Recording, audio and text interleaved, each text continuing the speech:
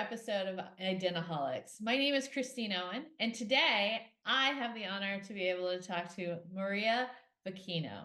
She is an expert in identity, and she works really closely in the federal space, but she also does a lot outside of federal. She's a, I would say, small but mighty person who really gets a lot of cool stuff done in the government.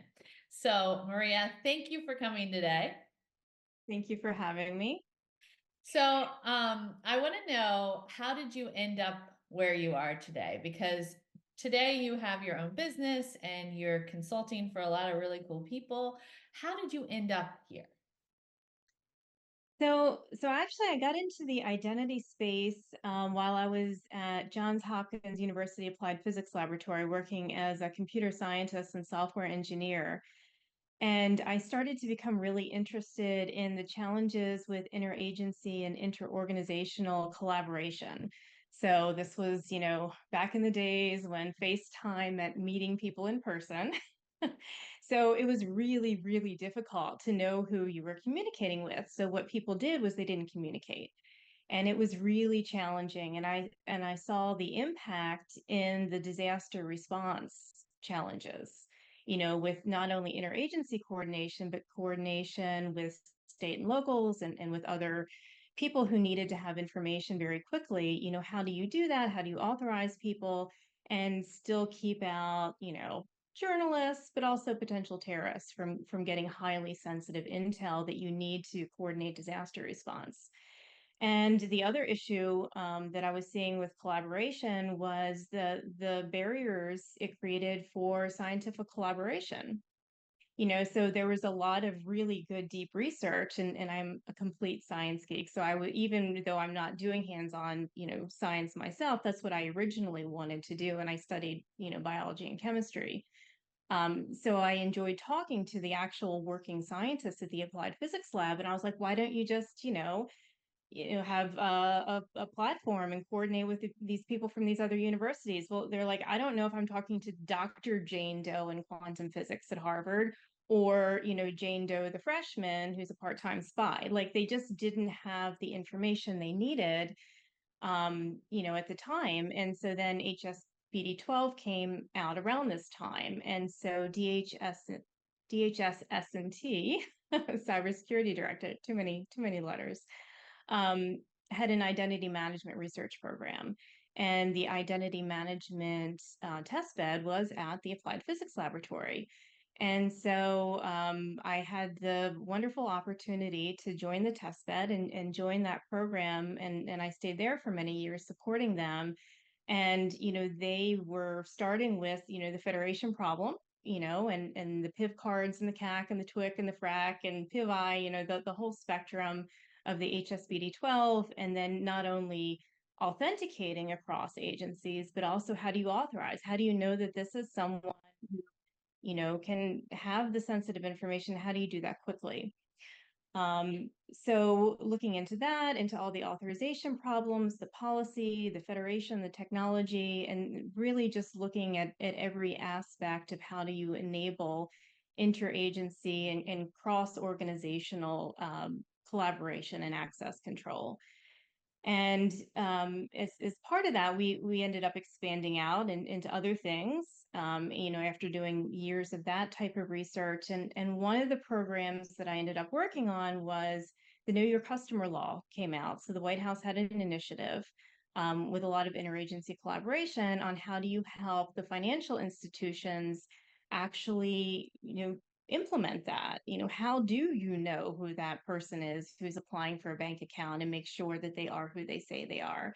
And this is an unnecessarily challenging problem in the United States because of our federated system, and all of the barriers. And I really got a deep appreciation for that. We came up with a profile actually of the exactional standard. We had a technical implementation in place, a prototype at the Applied Physics Lab. We were so proud of it. And we're like, now we just need, AMVA to allow us to do photo matching. We'll just send the photo. We'll send all the information on the driver's license. We'll get back a yes, no. Perfect. They'll do a selfie. What year No. was this, Maria? What year was this? It was a long time ago. It was a That's long time. It was a long time ago. because It was, HSPD 12 was 2006. Know Your Customer was what, like 2000? It was in the early teens. yeah, it was in the early teens. Yeah. So I've been in the space a couple years now. You're not a day over 21. That's Um, right. no, yeah. So you were having issues with AMBA and face Yeah, matching. and then SSA as well. We're like, well, we need to know that at least this data matches a real human being in the United States, right? And somebody just didn't put together a string of numbers, and say this is my SSN. And so we tried to get SSA to do it. And of course, SSA said, sorry, wish we could. We're not in the business of identity management. This is not a national identifier. We're not allowed to. Sorry. So after many years, the financial institutions, worked with Congress, and the banking bill was passed. And SSA was then told, and then also given the authority to be able to do this and be able to help banks with the Know Your Customer law and do that SSN name date of birth matching. And so then a friend and colleague of mine had already left the government, Paul Grassi, and he said, I am working on this problem that vexed you so many years ago at SSA. Can you come join and help design and run the federation part of the solution, which was using OpenID Connect. And so I left the applied physics lab and started working with him, doing other things, as well, supporting GSA and some other agencies. But that's the problem that pulled me out of the applied physics laboratory and got me started with, away from the prototypes and the research. We did have some deployments, but really supporting agencies more directly with the citizen challenges, which has been fascinating. I mean, it really, there are so many challenging problems with organizational identity, with allowing businesses access Mhm. to agency services securely, and citizens, supporting the full gamut of people who, don't know how to take a selfie, to people who are much more, sophisticated. And so it's really a fascinating space within cybersecurity. And I really enjoy working in it because it allows me to basically do good in the world, which trying to protect people from fraud and from having their PII and sensitive data stolen, their money stolen, which can be really devastating for people. And I also am a big fan of convenience. I have no patience. And so trying to get things to work faster and more conveniently is always something I enjoy. Yeah, I think that's really cool, especially like being in the identity space since HSPD 12 was passed, which or was created, which for those of you who are not government like acronym geeks, HSPD 12 was essentially every government worker has to have a card that has their identity on it, and it's essentially a PKI card, right? Mhm. Um, all the way to helping SSA today with some of their biggest challenges is pretty cool. The thing that's really interesting though is know your customer that's been around for a while, and the idea of face matching that's been around for a while. Back in the day, I remember in 2015, we realized that the technology just wasn't there for accurate face matching, right?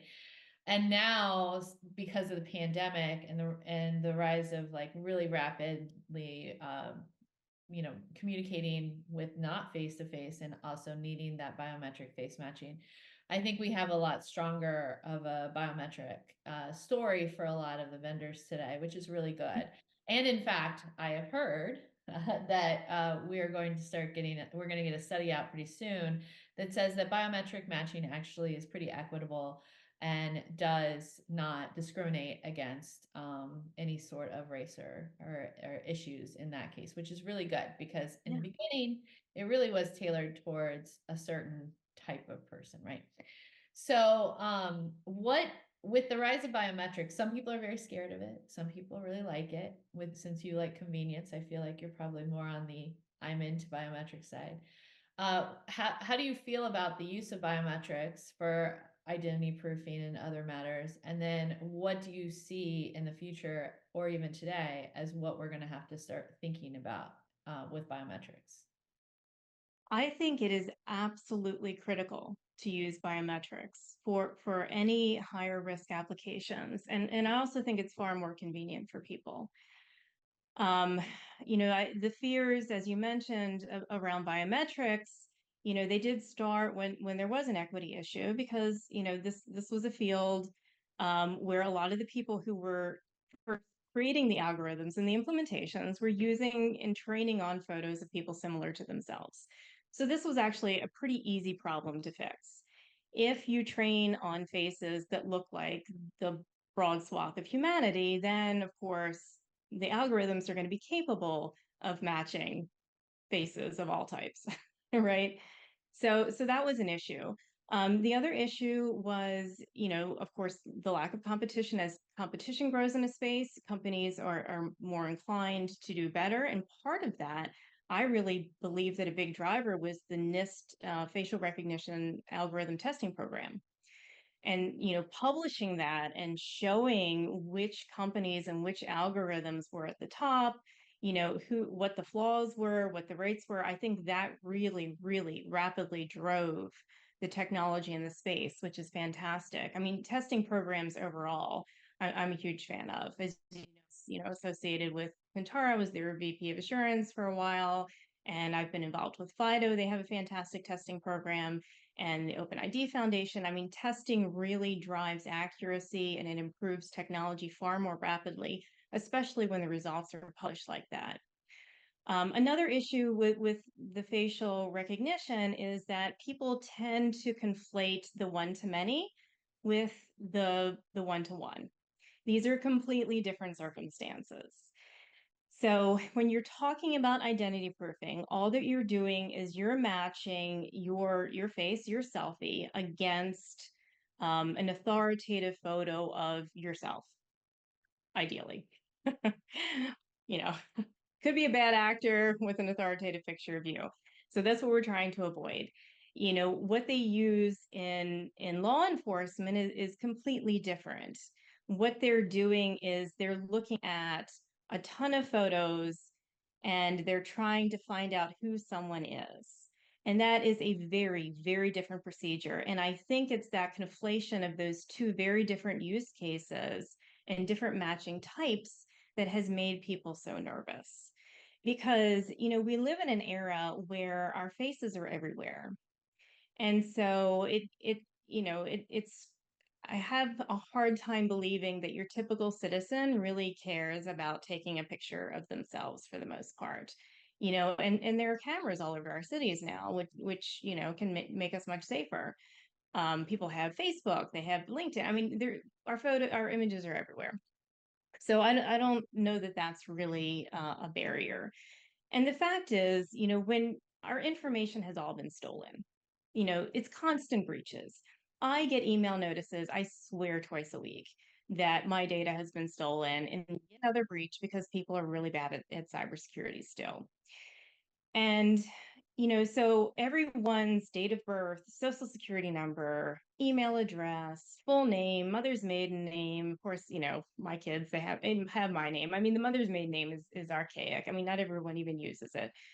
So they're all this data, your place of birth, your school, all of this information, this PII is all out there. And some people just post it publicly as well, these answers, frankly, to a lot of the knowledge-based questions on their social media profiles. So we're living so publicly and our personal data has been breached so many times that really you need to have biometrics to bind the person to the data they're presenting. There are other techniques that are a little bit more difficult, especially in the United States, because, we don't have authoritative records of anything it's used for identification. Phone number is associated with your name. You didn't have to show proof of identity to get a phone. You know, you Yeah, but definitely didn't have to do social security number to get a phone and that's data.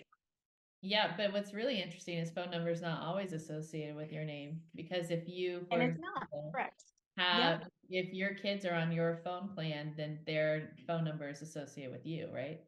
Exactly, exactly. And some people can't afford the regular phone plans and they have the prepaid phones. And then there's mailing address. Well, mailing address, again, it's associated with, just name. It's not with date of birth. It's not with anything else. People move. I mean, you can use these techniques. These are super useful techniques using authoritative addresses, but they're not really authoritative. So the only thing that's truly allows you to bind to the person with a really strong degree of confidence, it is biometrics. And we can use a lot of other anti-fraud techniques and a lot of other things to reduce the likelihood that without biometrics, but you're never going to achieve the same level of confidence that you're going to achieve with biometrics. Now, one of the issues still with the biometrics is that, I mean, you know, we're using our driver's licenses. So they've got a little itty bitty photo, poor resolution. It wasn't taken with the intention to use it this way.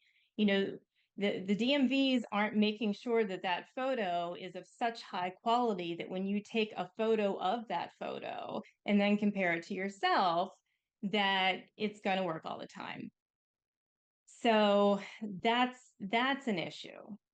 And so it's not the algorithms, it's really that are the problem. The algorithms are fantastic. It is the fact that we are using such a poor quality authoritative photo when we're doing the biometric match for remote identity verification right now.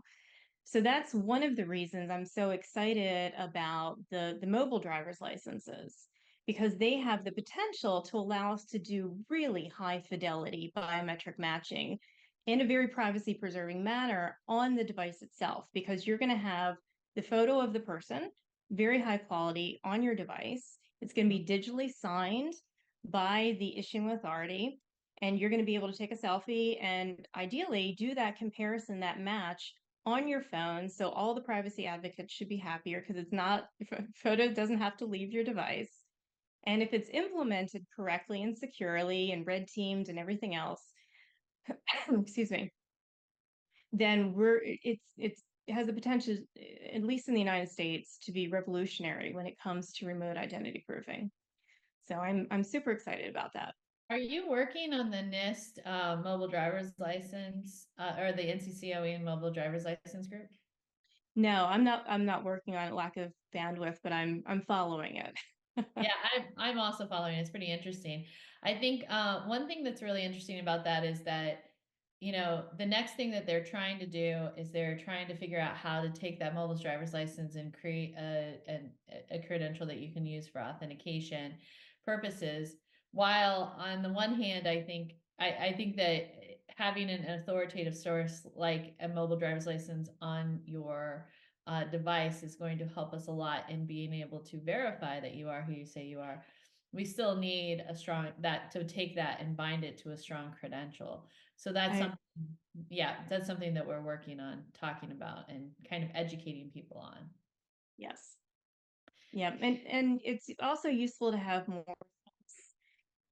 having information about, you know, additional information about the device itself, about the phone number, about the origination of the request, location. I mean, there are all these other factors, and IDs are stolen. So then what do you do?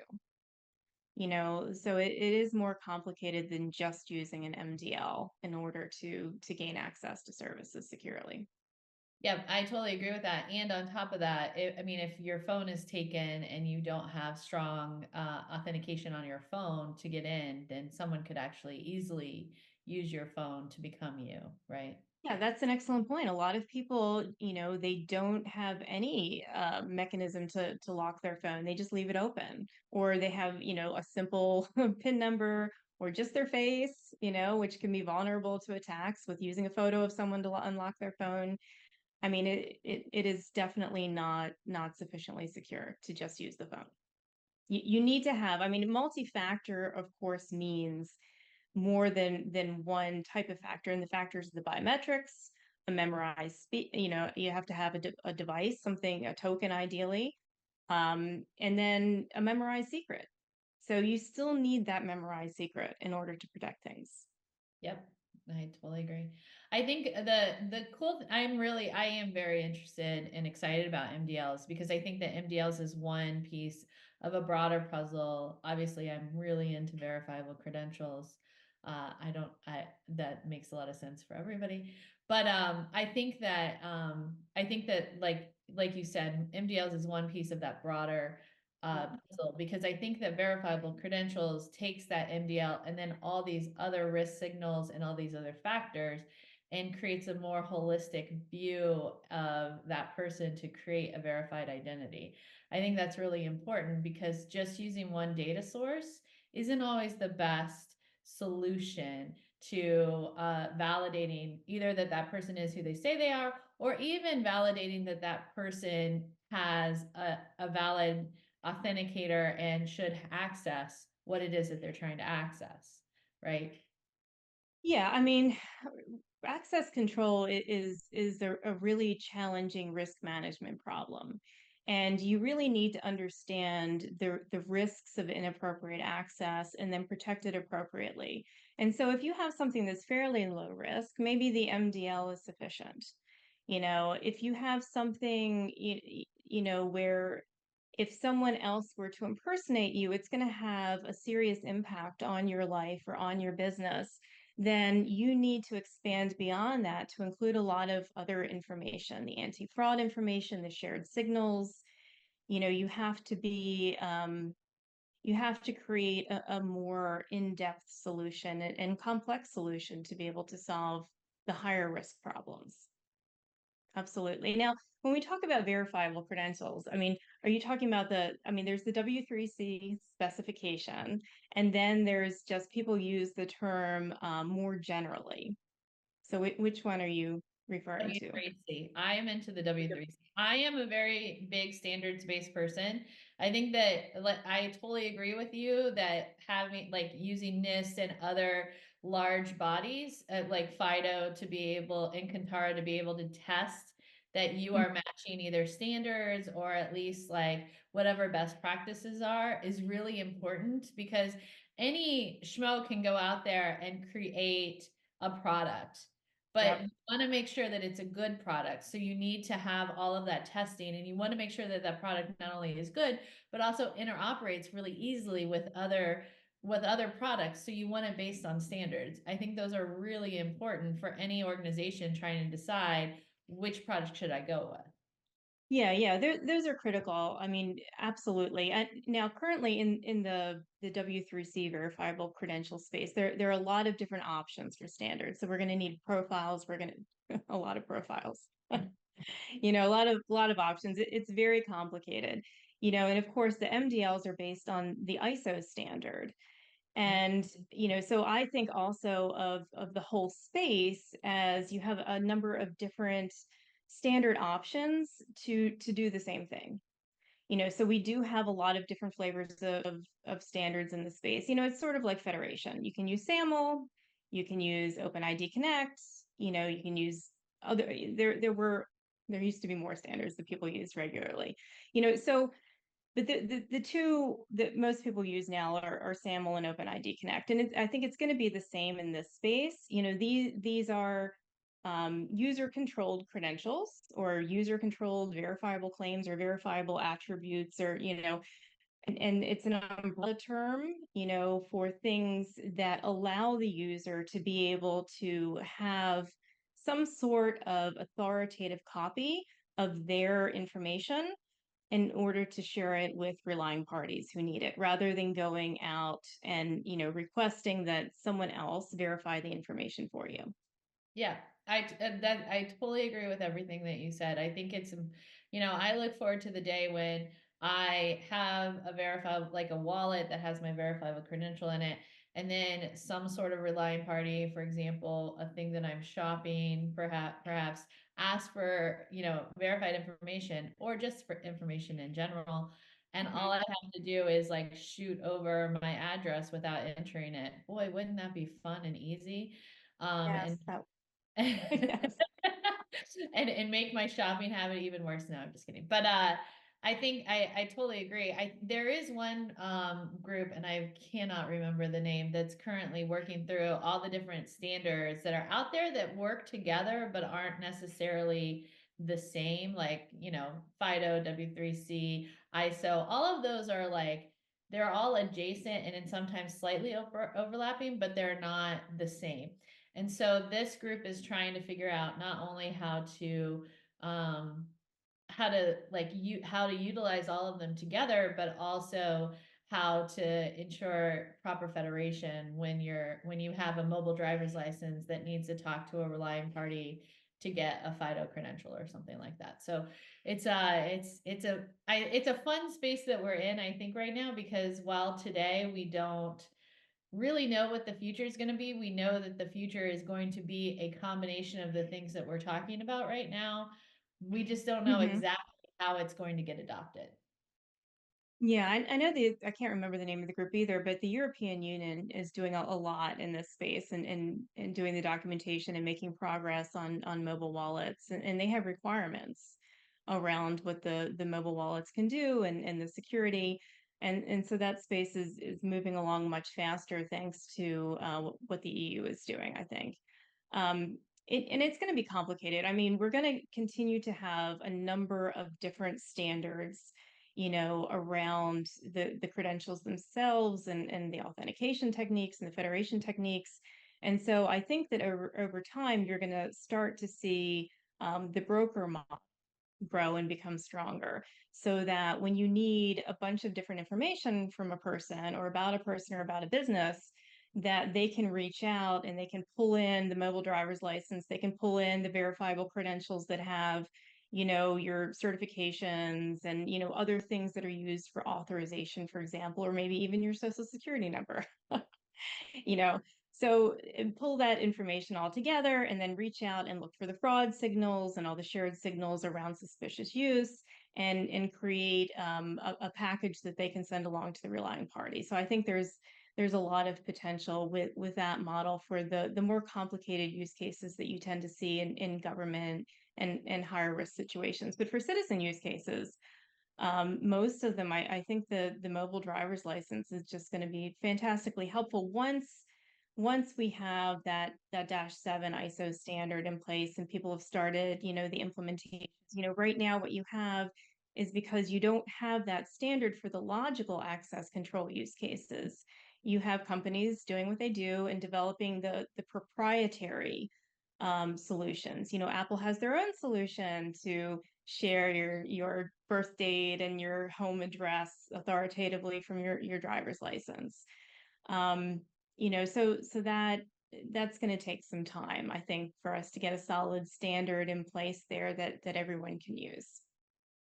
Yep, I definitely agree with that. So we're talking, first off, one thing I've been thinking this whole time when you were talking about brokers is, boy, connect.gov was just a little too soon for the time. Wouldn't it be nice if we had that today? Actually, HHS is trying to create that with XMS, but and in Canada and the UK are both working on that kind of broker exchange program, which I think I think we need that in the US as well. Yeah. absolutely, because in the US we're not going to have one authoritative digital identity. It's just not going to happen. We'll never have it. We have no paper identity that is authoritative, so we need a broker. And there've been efforts to do it. I was supporting Phil Lamb when he was at GSA, and he had, the great idea to do that as well.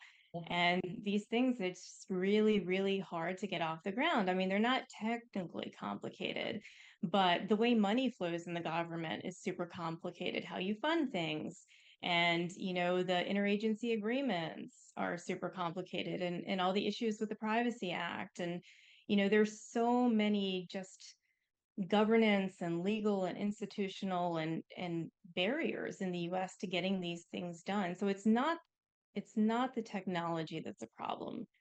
It's relatively easy to design these technical solutions. This is definitely not rocket science. Designing the technical solutions um, is not the issue. It's all of these other barriers that really need to be addressed. Yeah, I think personally, I think that the best way to do this is to start out in the private sector and then have government adopt it, just because that's the biggest advances in government tend to happen that way. We used to Yep. have it where government started the technology revolution and then private sector adopted it, but we're Mhm. not in that world today, unfortunately. But I mean, it's a good thing though. There's a lot of really smart people in private sector who can definitely solve this for us. Oh, So absolutely. The only issue is that the private sector doesn't have the authoritative data. Now, MDLs will help to change that and verifiable credentials, but while they're locked away in the government, that's what's really creating barriers today. But I agree, the private sector is much, much faster. yeah, I don't think it's going to get any easier for the authoritative data to be shared in the government anytime soon, personally, but Yeah, maybe I'm wrong. Let's hope I'm wrong. I don't think I'm wrong. I remember in 2015 when we tried to unlock that I beast. don't It think it's didn't right. work. It's been 5 years or 10 years almost, and we're still not there. I try to hope and then I give up hope. It's sort of this cycle. Yeah, no, it's totally true. It's totally true. It's unfortunate. So what do you think? So we talked about the barriers of adoption of these things for tomorrow, not today. But what do you think? What's the things that are the scariest to you today? Oh, I mean, today the issue is that we don't have a great way to identity proof people remotely, as it is because of the issues with not using metrics, and because of the issues around, the driver's licenses. I mean, especially for sensitive applications, people are motivated to just get a fake driver's license because we can't go back against the authoritative source for that photo. So that's a huge issue for me currently. Our data's out there, and even though the data's out there, not everyone is using biometrics for things that I think should require biometrics. And then, of course, the biometrics themselves, it's not the biometric that's flawed, it's our way of implementing them. So I think until we get to the place where either we can have the MDLs available to us, or AMVA or the Department of State, opens up the authoritative photo and allows the matching, we're going to still struggle with that, at least for remote identity proofing. Moving forward, deep fakes are certainly a huge concern for me. We're already at the point where voice is no longer usable for biometrics. And, a lot of our interactions are still over the phone, where people are allowed to call up agencies, for example, and say, this is my name, my date of birth, and my SSN, this is my address. Let me change my bank account. Let me do this. Let me do that. Give me this information. Mail it to me here. Let me change my address. This kind of thing is happening. And, before, there was at least some small barrier. If you call up and you're a 20-year-old, kid, and you say, I'm a 75-year-old grandmother, the voice is, it's going to, raise some red flags with an observant telephone operator. You don't have that anymore. You can sound like anyone. And pretty soon we're going to have this issue with video. I mean, we already do to some extent, and it's only going to improve. uh, it's going to improve rapidly. And so we're going to soon get to the point where in real time, you can have an interview with me and it's not me, and it's going to look like me and it's going to sound like me. And you're going to ask me questions and I'm going to be able to respond in real time, or the image of me and my voice are going to be responding in real time. And it could be someone else entirely. And what do we do with that? And right now, that's our backup for identity proofing. We're doing video identity proofing. And I think it's okay right now, August 2024. I don't think it's going to be okay August 2025 to be able to use video for identity proofing anymore. And this is going to create a barrier because right now, video has proven to be extremely useful for people who are not technically savvy with taking the selfies and doing the things with their. I mean, it has allowed increased equity, quite frankly, for remote identity proofing digitally for a lot of people. And so what are we going to have in place of that? So I think we're going to have to go back to, some in-person proofing, and then also using things like kiosks. Like NextGen ID, for example, has a kiosk that Kantara recently certified as going up to IL3. And so, you're able to go in and, so then it also works for IL2, Identity Assurance Level 3 and 2, for listeners who aren't familiar with all the acronyms I'm trying to remember. So very high identity assurance and then moderate levels of confidence in someone's identity when proofing them.